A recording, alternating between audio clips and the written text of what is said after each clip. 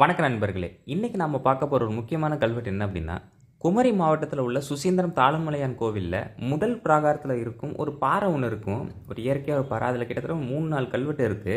அதில் இன்னைக்கு நம்ம பாண்டிய பேரரசர் திருபுவன சக்கரவர்த்தி சடையவர்ம வீரபாண்டியர் அப்படிங்கிறவரோட கல்வெட்டு பார்க்க போகிறோம்.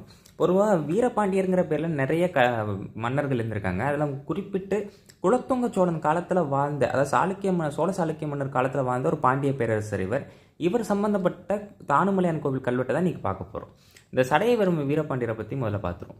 சடையவர்ம வீரபாண்டியன் பாண்டிய மன்னன் மாரவர்மன் பராக்கிரம பாண்டியனின் மகன் ஆவர். இந்த சடையவர்ம வீரபாண்டியன் ஆட்சி செய்த காலம் வெறும் 5 வருஷம் தான். 1175லேருந்து 1180. இவருடைய மெய்கீர்த்திகள் பூமடந்தையும் சயமடந்தையும் அப்படின்னு ஆரம்பிக்கும். இன்னைக்கு நம்ம பார்க்க போகிற கல்வெட்டுலேயுமே இதே பூமடந்தையும் சயமடந்தையும் அப்படிங்கிற மெய்கீர்த்தி தான் நம்ம பார்க்க போகிறோம். பொதுவாக பின்னால் அதாவது ராஜராஜ சோழனுக்கு பிறகு எல்லா மன்னர்களுமே இந்த மெய்கீர்த்தி அதிகமாக நடைமுறையில் கொண்டு வந்தாங்க. ஆனால் அதற்கு முன்னாடியே முத்தரையர் கொண்டு வந்துட்டார். சரி, அதாவது பெரும்பிடுகு முத்தரையர் மெய்கீர்த்தி கொண்டு வந்துட்டார். மாரவர்மன் பராக்கிரம பாண்டியனிடமிருந்து மதுரையை கைப்பற்ற எண்ணி மதுரையை முற்றுகையிட்டார் சடையவர்மன் குலசேகர பாண்டியன். இது இன்னொரு பாண்டிய வம்சத்திலே உள்ளவர். அந்த பராக்கிரம பாண்டியன்கிட்டேருந்து மதுரையை கைப்பற்ற எண்ணுகிறார் இந்த சடையவர்மன் குலசேகர பாண்டியன். அப்போ மாரவர்மன் பராக்கிரம பாண்டியன் என்ன செய்கிறாருன்னா, இலங்கை மன்னனா அப்போ இருந்த பராக்கிரம பாகுவிடம் படையுதவிகள் வழங்குமாறு கேட்டுக்கொண்டார். அதாவது யார்? இந்த சடையவர்ம வீரபாண்டியருடைய அப்பா, புரியுதுங்களா? அவர் பராக்கிரம பாகுகிட்ட ஹெல்ப் கேட்குறாரு. அப்போ இந்த பராக்கிரம பாகு இலங்கையிலிருந்து ஜெகத் விஜய தண்டநாயகன், இவன் ஒரு தளபதி.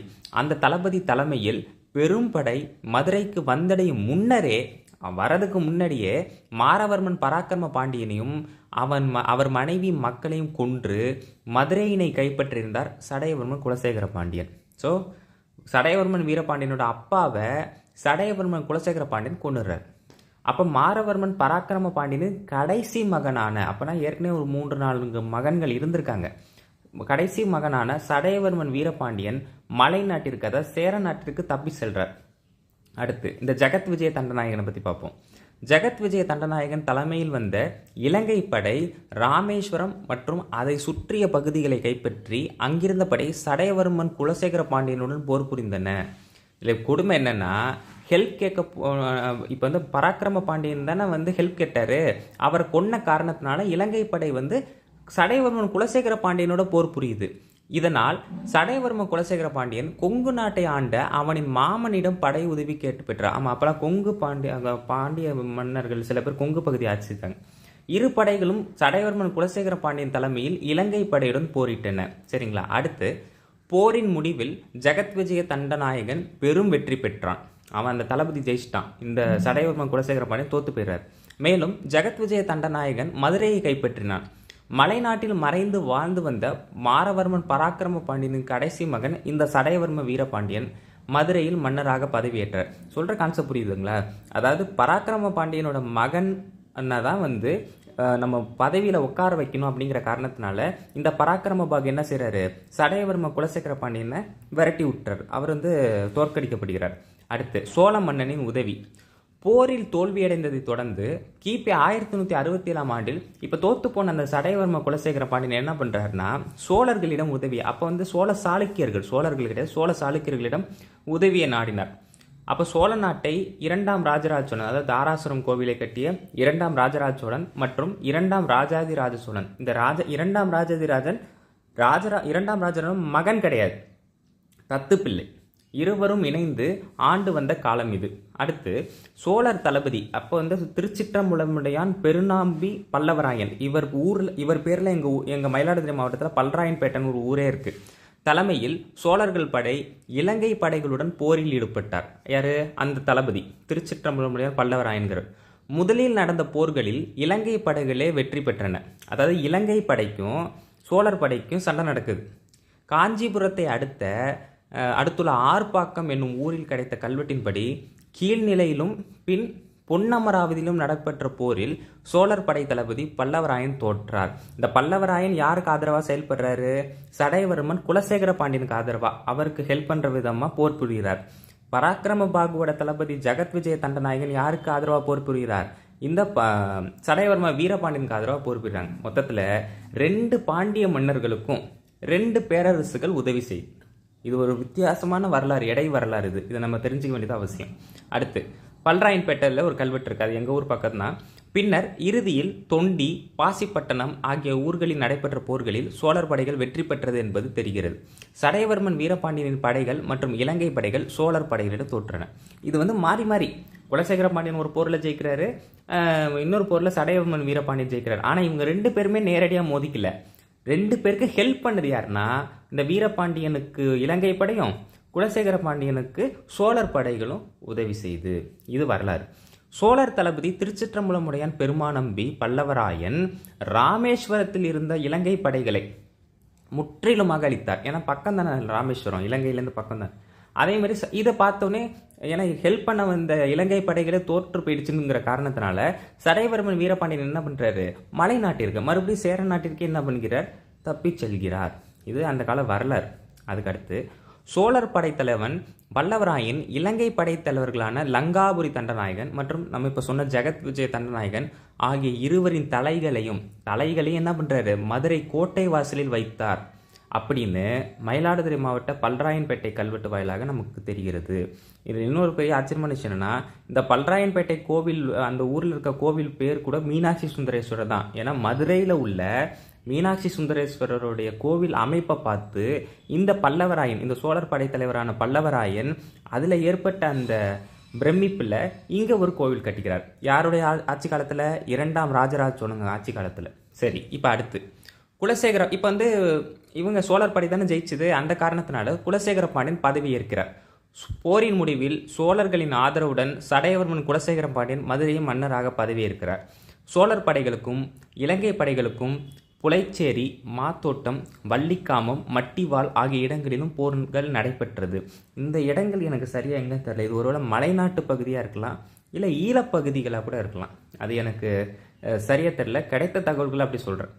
சோழர் படைத்தலைவன் பல்லவராயன் தலைமையில் சோழர் படைகள் போரில் பெரும் வெற்றி பெற்றனர். இலங்கை மன்னன் பராக்கிரம பாகுவின் படைகள் நிர்மூலமாக்கப்பட்டது. மகாவம்சம் மற்றும் தொண்டை நாட்டில் உள்ள கல்வெட்டுகள் வாயிலாக நாம் இதை உறுதி செய்யலாம். அதாவது இலங்கை படையை வந்து ஒரு காலத்தில் சோழர்கள் கபலீகர செஞ்சாங்க. ஏன்னா ராஜேந்திர சோழன், ராஜராஜ சோழன் எல்லாருமே கபலீகர செஞ்சாங்க. அது பின்னால் நடந்திருக்குங்கிறது தான் இந்த கல்வெட்டுகள், இந்த வரலாறு நமக்கு தெரியப்படுத்துது. ஆனால் பாண்டியர்கள் கொஞ்சம் உறவு வைத்து கொண்டாங்கிறது உண்மை. அடுத்து சோழ மன்னனுக்கே திருப்பி அடித்த காரணம். இப்போ அடுத்து என்ன நடக்குதுன்னா, நேரடியான போரில் சோழர்களை வெற்றி பெற முடியாததால் போரில் தோற்ற இலங்கை மன்னன் பராக்கிரம பாகு சோழர்களை பழிவாங்கும் நோக்குடன் சடையவர்மன், இப்போ இந்த சடையவர்மன் குலசேகர பாண்டியன் யாரோட ஆதரவோடு வராரு, சோழர்களோட ஆதரவோடு இந்த பாண்டிய நாட்டில் ஆட்சி புரிகிறார். ஆனால் விஷயம் என்னன்னா, இந்த தோத்து போன இலங்கை மன்னன் பராக்கிரம பாகு சடையவர்மன் குலசேகர பாண்டியனோட நட்பு பூண்டான். அப்போ சடையவர்மன் குலசேகர பாண்டியனுக்கு இலங்கை மன்னன் பராக்கிரம பாகு பல பரிசுகளை அனுப்பினார். நம்ம மன்னர்கள் எல்லாமே இந்த வஞ்சகத்தில் வீழ்ந்து போயிட்டாங்கிறது வருத்தத்துக்குரிய செய்தி. மேலும் மன்னன் பராக்கிரம பாகு அவனது மகளை சடையவர்மன் குலசேகர பாண்டியனுக்கு திருமணம் செய்து வைத்தான். சரிங்களா? அதுக்கு அடுத்து என்ன நடக்குதுன்னா, இலங்கையுடன் ஏற்பட்ட தொடர்பை தொடர்ந்து சோழர் படை தலைவர்களான ராசராச கற்குடி மாராயன், ராசகம்பீரன், அஞ்சுக்கோட்டை, இந்த ராசகம்பீரன்கிறது நம்ம 2ஆம் ராஜராஜனுக்கு ஒரு பட்டப்பெயர். ராசகம்பீரன், அஞ்சுக்கோட்டை நாடாழ்வான், இப்படி பல சோழர் படை தலைவர்கள்லாம் அப்போ மதுரையில் இருந்திருக்காங்க. அவங்கள எல்லாரையுமே மதுரையை விட்டு என்ன பண்ணிட்டார், இந்த குலசேகர பாண்டியன் வெளியே அனுப்பிவிட்டார். காரணம் என்ன, இலங்கையோட கொண்ட நட்புனால. புரியுதுங்களா? அதாவது உதவி செய்த சோழர்களுக்கே இவர் வந்து ஒரு எதிர்த்தாக்குதல் மாதிரி செய்கிறார் இந்த குலசேகர பாண்டியன், சடையவர்ம குலசேகர பாண்டியன். அப்போ வீரபாண்டியன், அதுக்கப்புறம் என்ன நடக்குதுன்னா, இந்த சடையவர்மன் குலசேகர பாண்டியனோட இந்த செயல்களால் கோபம் கொண்ட சோழ மன்னர் சோழ சாளுக்கிய மன்னர் 2ஆம் ராஜாதிராஜ சோழன் பாண்டிய நாட்டின் மீது போர் தொடுத்தார். மறுபடியும் ஹெல்ப் பண்ண அவங்கள்ட்டையே மறுபடியும் சோழர் படை ஹெல்ப் பண்ண குலசேகர பாண்டியனே நமக்கு துரோகம் செஞ்சுட்டாருங்கிறதுனால திரும்ப தாக்குறாங்க. அப்போ அந்த பல்லவராயன் என்ன பண்ணுறாரு, சோழர்களின் பெரும்படை மதுரையை தாக்கின. கிபி 1175 நடைபெற்ற இப்போரில் சடையவர்மன் குலசேகர பாண்டியனின் படைகள் தோல்வியை தழுவின. சடையவர்மன் குலசேகர பாண்டியன் தோல்வியை ஒத்துக்கிட்டாரு. அப்புறம் சடையவர்மன் குலசேகர பாண்டியன் என்ன பண்ணிடுறாரு, ஏன்னா மகளை கட்டியிருக்காருல, அந்த இலங்கை பராக்கிரம பாகு மகளை கல்யாணம் பண்ணியிருக்காரு. அதனால இலங்கைக்கு போயிடுறாரு. சோழ நாட்டிற்கு வரி செலுத்தவும் சோழ நாட்டிற்கு பணிந்த நாடாக இருக்கவும் சடையவர்மன் வீரபாண்டியன் உறுதியளித்தார். புரியுதுங்களா? ஆனால் பிற்காலத்தில் 3ஆம் ராஜராஜ சோழன் மாரவர்ம சுந்தரபாண்டியனுக்கு அடிபணிஞ்சு போனார். இது காலத்தினுடைய விதி. இதனை அடுத்து சடையவர்ம வீரபாண்டியன் பாண்டிய நாட்டிற்கு மன்னராக பதவியேற்றார். இப்படி தான் இவர் மன்னராக பதவியேற்றிருக்கார். அதை வைத்து பார்க்கும்போது இவர் பல பேரரசுகளோட ஆதரவு வைத்து தான், இப்போ குலசேகர பாண்டியனும் சோழர்கள் ஆதரவு இல்லாமல் வந்திருக்க முடியாது, இவர் இலங்கை படை ஆதரவு இல்லாமலும் வந்திருக்க முடியாது. இப்படி மாறி மாறி ஒரு வரலாறுங்க. அடுத்து இப்போ இந்த வீரபாண்டியன் என்ன பண்ணிடுறாரு, வாக்குறுதியை மீறுறார். வாக்குறுதியை மீறிய சடையவர்ம வீரபாண்டியன் மறுபடியும் யாரு, சிங்கள மன்னரோட நட்பு. அந்த குலசேகர பாண்டியனும் சிங்கள மன்னரோட நட்பு பூண்டதுனால தான் தோத்து போனாரு. இப்போ இவரும் நட்பு பூண்டார். யாரு, வீரபாண்டியன்.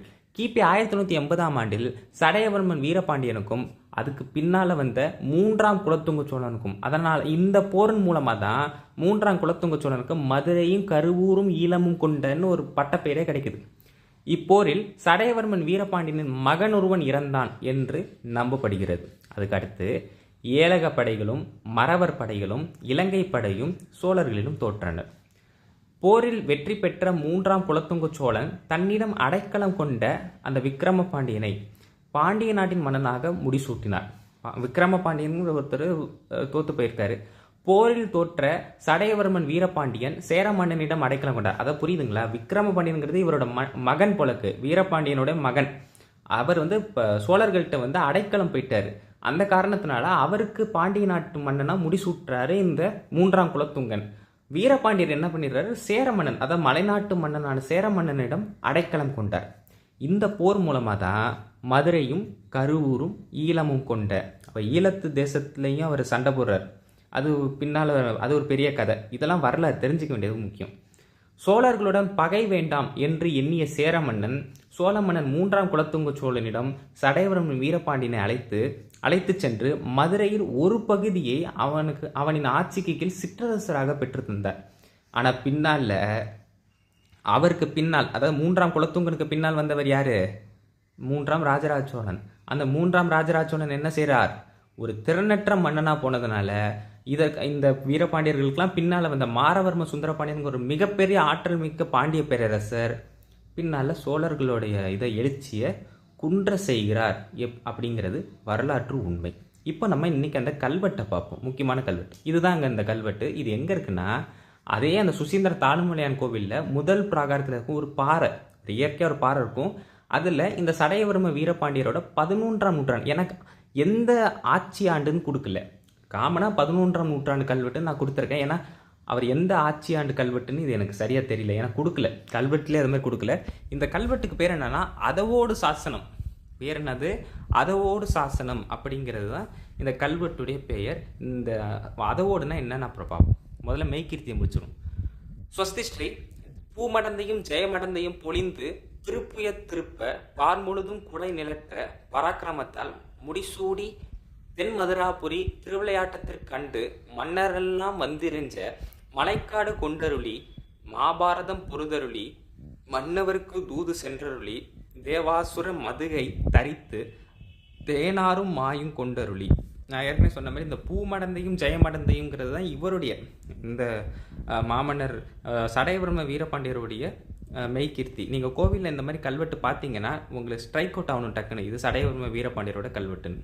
அடுத்து வடவரையீர் கயல் பொறித்து வானவர் கோணாரம் பூண்டு திடவாசக குறுமுனிப்பால் செந்தமிழுள் தெரிந்தருளி தளிருருங்கை மாதுரிமை செங்கோல் எடுக்கும் திசை நடாத்தி மன்னிய வீர சிம்மாசனத்து திரைலோக்கிய முழுதுரையாடும் முழு துடையாரோடும் வீற்றருந்துருளி மாமுதல் மதிக்குளம் விளக்கிய கோமுதல் கொற்ற வன்மரான திரிபுவன சக்கரவர்த்திகள் ஸ்ரீ வீரபாண்டிய தேவர். இது வரைக்கும் உள்ளது மெய்கீர்த்தி.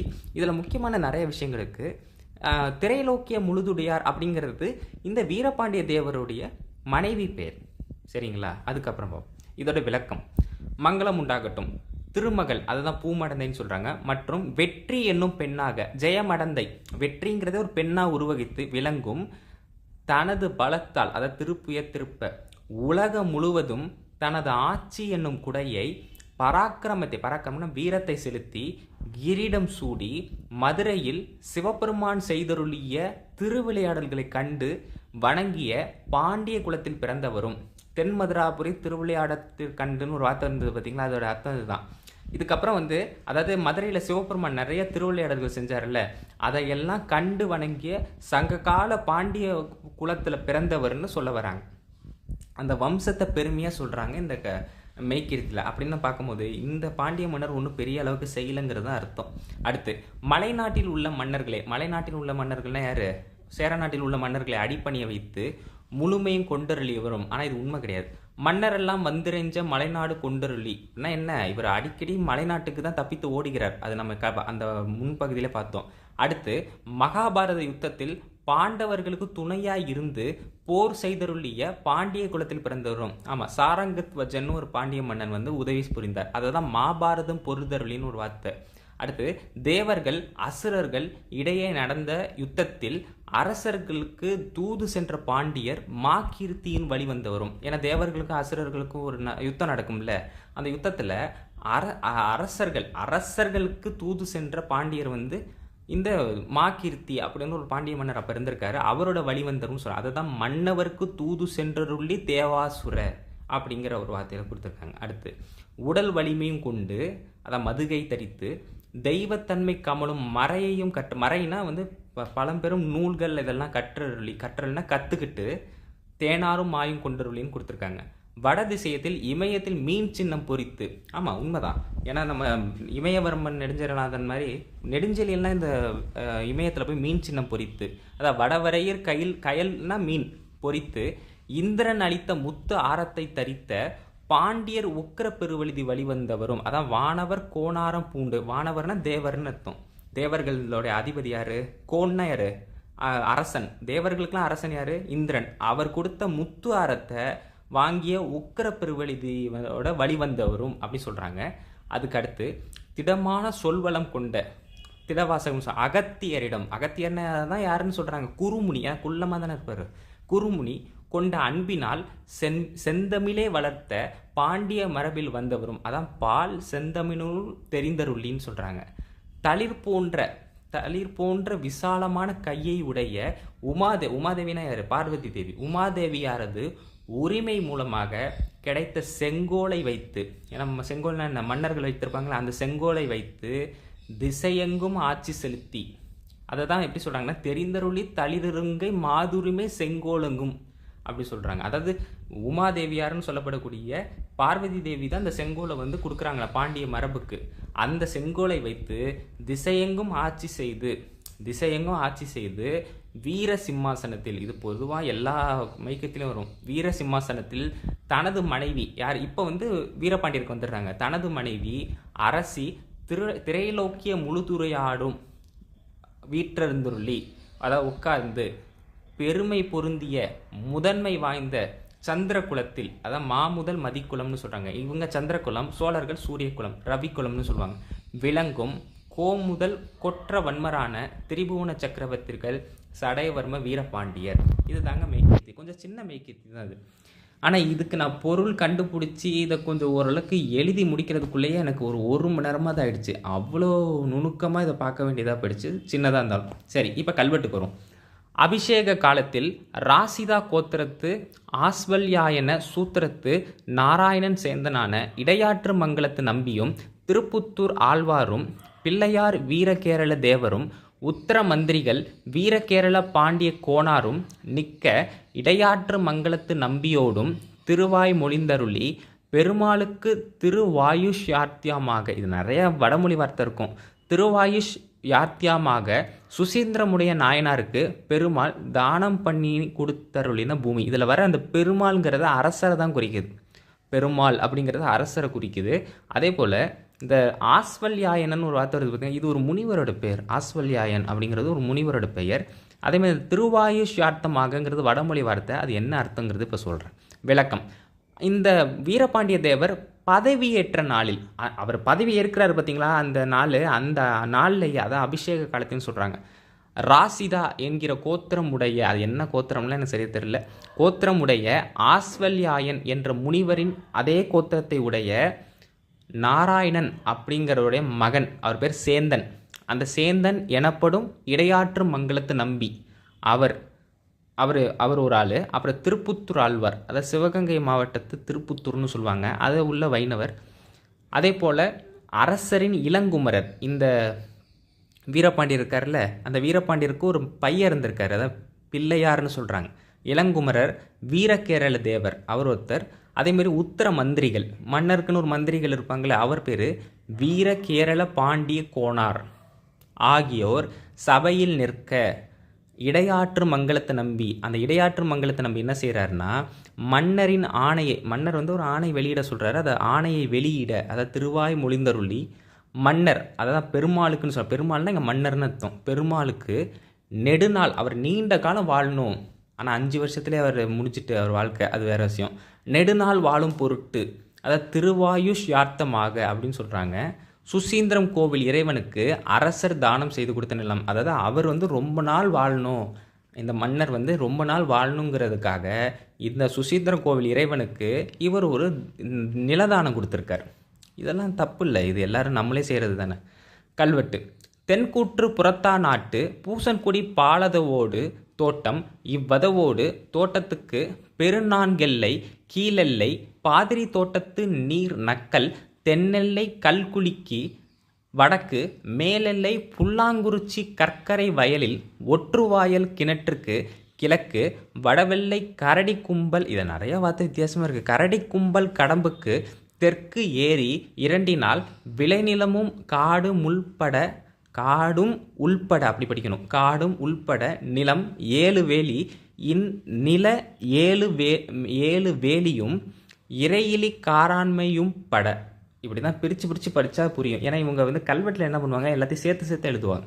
அதை ஏன்னா அதுக்கு பெரும் உதாரணம் ராஜேந்திர சோழனோட மெய்கீர்த்தி, எல்லாமே சேர்த்து இருக்கும். அதை பிரித்து படிக்கிறதுக்குள்ளே டைம் போயிடும். சரி, விளக்கம். என்ன தானம் கொடுக்கப்படுது அப்படின்னா, இந்த ஊருக்கு தெற்கு பகுதியில் உள்ள, அதாவது தென்கூற்று புறத்தாய், ஏன்னா இந்தியாவின் கடைசி தெற்கு பகுதி எது, தென்கூற்று குமரி, அந்த குமரி புறத்தாய நாட்டில் உள்ள குமரி பகுதி பூசன்குடி அப்படிங்கிற ஊருக்கு அருகில் உள்ள 2 ஏரி பாய்ச்சலை உடைய விளைநிலமும் காடும் கொண்ட நிலம், அதான் அதவோடு தோட்டம்னு பேர்.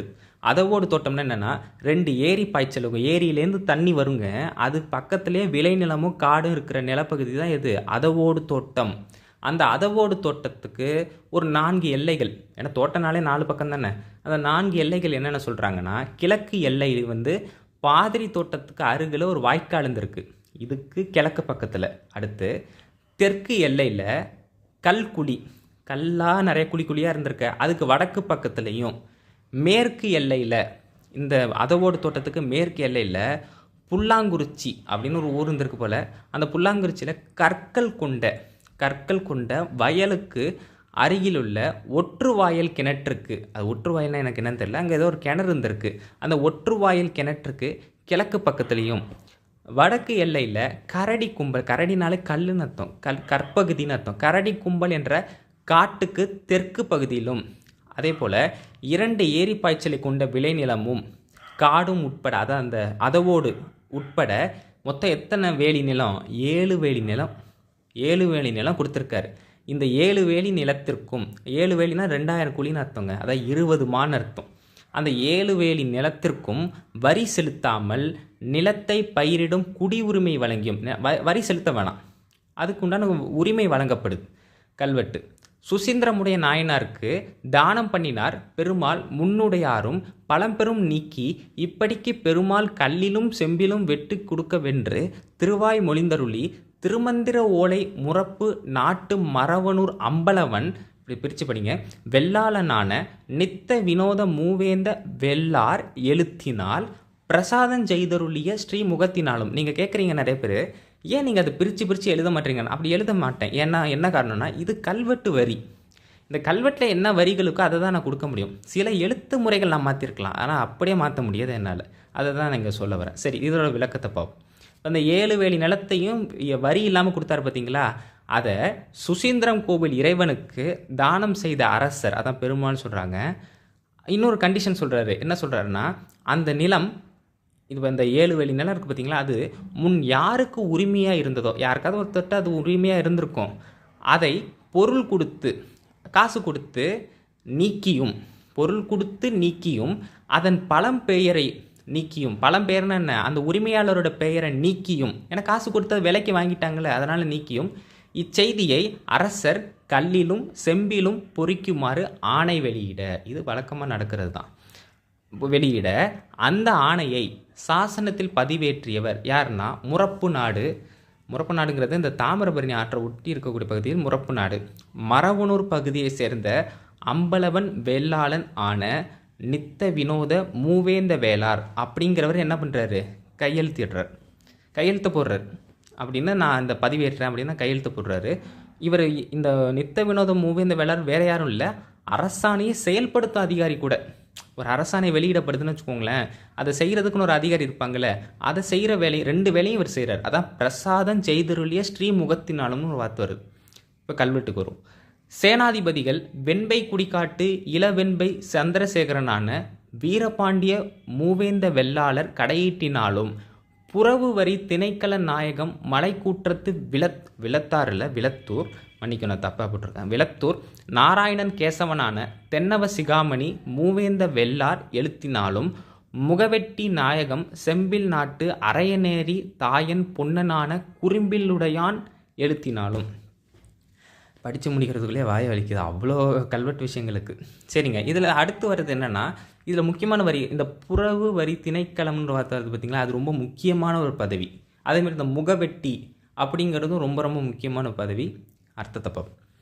அதாவது இந்த சேனாதிபதிகள் சேனாதிபதி எங்கே இருக்காருன்னா வெண்பை குடிக்காட்டு அப்படின்னு ஒரு 19, அது மதுரை மாவட்டம் உத்தமபாளைய பகுதியெல்லாம் இந்த வெண்பை குடிக்காட்டு பகுதியை சொல்லுவாங்க. அதில் இளவெண்பை சந்திரசேகரனான வீரபாண்டிய மூவேந்த வெள்ளார் அப்படிங்கிறவர் என்ன பண்ணுறாரு, கையெழுத்திடுறார். அதை கடையீட்டுன்னு சொல்கிறாங்க. அடுத்து அரசிறைனா அரசுக்கு ஒரு வரி செலுத்தணும். அந்த வரியில தான் இல்லாத ஊர்களின்றும் வருவதற்குரிய பிற வரிகளுக்கு கணக்கு வைத்திருப்பவர்களுக்கு தலைவர். அதாவது எல்லா வரி வருது பார்த்தீங்களா, வரி பணம் வருது பார்த்தீங்களா, அந்த வரி பணத்தெல்லாம் கணக்கு வச்சுக்கிறதுக்குன்னு ஒரு தலைவர் இருந்திருக்கு. அதாவது புறவு வரி திணைக்கள நாயகம்னு பேர். அரசிறைனா அரசு தானமாக கொடுக்குது பார்த்தீங்களா, அதுக்கெலாம் வரி கிடையாது. அது யாருன்னா மலைக்கூற்றத்து விளத்தூர் பகுதியில் உள்ள, அதாவது அந்த புறவு வரி திணைக்கள நாயகம் அந்த பதவி யாருன்னா நாராயணன் கேசவனான தென்னவ சிகாமணி மூவேந்த வெள்ளார் அப்படிங்கிறவர் கையெழுத்திடுறார். அதேமாதிரி இந்த புறவு வரி திணைக்களத்தில் அடங்கிய முகவெட்டினா ஒரு அதிகார பதிவு, அதுக்கு ஒரு தலைவராக இருந்த ஒரு பேர் செம்பில் நாட்டு அரையநேரி தாயன் பொன்னனான குறும்பிலுடையான் கையெழுத்து. இந்த செம்பில் நாடுங்கிறது எனக்கு தெரிஞ்ச இந்த ஸ்ரீவில்லிபுத்தூர் அந்த பக்கம் நினைக்கிறது, அது எங்கன்னு எனக்கு இன்னும் சரியாக எக்ஸாக்டாக தெரியல. அதே போல் திரும்பவும் சொல்கிறேன், இந்த புறவு வரி திணைக்களம்னா அரசு ஒரு ஸ்கீம் தானம் கொடுக்குதுன்னா அதுக்கு தவிர்த்து மீது எல்லா வரிக்கும் கணக்கு வைக்கக்கூடியவர் தலைவர். கல்வெட்டு இதோட முடிஞ்சிருச்சு. கூற்றுக்கு கூறு திருவழுதி வளநாட்டு கோட்டூர் பேரருளாளன் கற்றங்குடியான் வானவன் வழுதிக்கோன் கோட்டின் உள்வரிப்படியாலும் நித்த வினோத மூவேந்த வெள்ளார் எழுத்தினால் பிரசாதம் செய்தருளிய ஸ்ரீ முகத்தாலும் வீரபாண்டிய மூவேந்த வெள்ளார் கடையிட்டாலும் புறவு வரியார் எழுத்திட்ட உள்வரியாலும் இக்காலம் முதல் திருப்படி மாற்று உள்ளிட்டன செலுத்துவாராக சொன்னோம் சுசீந்திரமுடைய நாயனாருக்கு. பொதுவாக கல்வெட்டில் பார்த்திங்கன்னா பன்மாகேஸ்வர ரக்ஷை இப்படி தான் முடியும். ஆனால் சில கல்வெட்டில் பார்த்திங்கன்னா இந்த மாதிரி முடிப்பாங்க. முற்று பெறுறதே பார்த்திங்கன்னா கொஞ்சம் வித்தியாசமாக இருக்கும். அது கல்வெட்டு படிக்கும் போது இந்த பன்மாகேஸ்வர ரக்ஷைலாம் இருந்ததுன்னா நம்மளால் எளிதாக கண்டுபிடிக்கும், ஓ இதோட கல்வெட்டு முடிஞ்சிருச்சுப்பா அப்படின்னு கண்டுபிடிக்க முடியும். பட் இதில் முடியாது. விளக்கம் அப்படி இதை மாதிரி எல்லாரும் கையெழுத்து போட்டு சொன்னபடியே, அதான் கூற்றுக்கு கூறு பாண்டிய நாடு, அதாவது திருவழுதி வளநாடுன்னு சொல்கிறாங்க, கோட்டூர் பகுதி, அதாவது கோட்டூர்னு ஒரு ஊர் இருந்திருக்கு, அந்த கோட்டூர் பகுதியில் உள்ள பேரருளாளன் கற்றங்குடியான் வானவன் வழுதிக்கோன் கொட்டியின் உள்வரிப்படினா வரி திருத்தம், வரியை திருத்தி எழுதுறாங்க, அது வரி திருத்தம் செய்தும் நித்த வினோத மூவேந்த வெள்ளார் அவரும் கையெழுத்திடுறார். மற்றும் அரசாணையை செயல்படுத்தும் அதிகாரி, அதாவது பிரசாதம் ஜெய்தருளிய ஸ்ரீமுகத்தினான்னு சொன்னோம்ல, அந்த வீரபாண்டிய மூவேந்த வெள்ளார் அவரும் அதாவது இது வரைக்கும் கையெழுத்து போட்டவங்க எல்லாரோட லிஸ்ட்டையும் மறுபடியும் சொல்கிறாங்க. ஏன் அப்படி சொல்கிறாங்கன்னா, இவங்க எல்லாரும் கையெழுத்து போடும் பொழுது அந்த வரி, இப்போ ஏற்கனவே இந்த வரியெல்லாம் சிலதை மாற்றுறாங்க, வரியை கொஞ்சம் திருத்துறாங்கங்கிறதுக்காக இவங்களோட கையெழுத்து தேவைப்படுது. பண்ணி கொடைன்னா என்ன, புறவு, அந்த கொடை வரி உள்ளிட்ட அனைத்து உள்வரி, ஏன்னா இப்போ தானம் கொடுக்கும்போது அதுக்குன்னு சில வரிகள் போட்டு தானே ஆகணும், ஆகியவை இக்காலம் முதல், அதாவது இவர் பதவி ஏற்கிறார் பார்த்தீங்களா, அந்த காலம் முதல் இக்கோவில் இறைவனுக்கு படிக்கட்டளை, அதாவது திருப்படி மாற்றுன்னு சொல்கிறாங்க, படிக்காசு போடுங்கன்னு சொல்லுவாங்களா, அதுதான் படிக்கட்டளையாக சுசீந்திரமுடைய நாயனாருக்கு செலுத்துவதாக உத்தரவிட்டுள்ளார் இந்த சடையவர்ம வீரபாண்டியர். ரொம்ப முக்கியமான கல்வெட்டு. சில பாண்டிய மரபுகள் தெரியப்படுத்தக்கூடிய ஒரு கல்வெட்டாகவும் இருக்குது. பாண்டிய மன்னருடைய பையன் பேர் கூட இதில் தெரிஞ்சிருக்கு பாருங்கள். அதனால தான் இந்த மாதிரி கல்வெட்டுலாம் ரொம்ப ரொம்ப ரொம்ப ரொம்ப முக்கியமான ஒரு கல்வெட்டு. அதனால தான் இன்றைக்கி பதிவிட்டேன். பாண்டிய பேரரசு சடையவர்ம வீரபாண்டி புகழ் ஓங்குக. இந்த தகவல் எல்லாருக்கும் பகிருங்க. ரொம்ப முக்கியமான தகவல். நன்றி, வணக்கம்.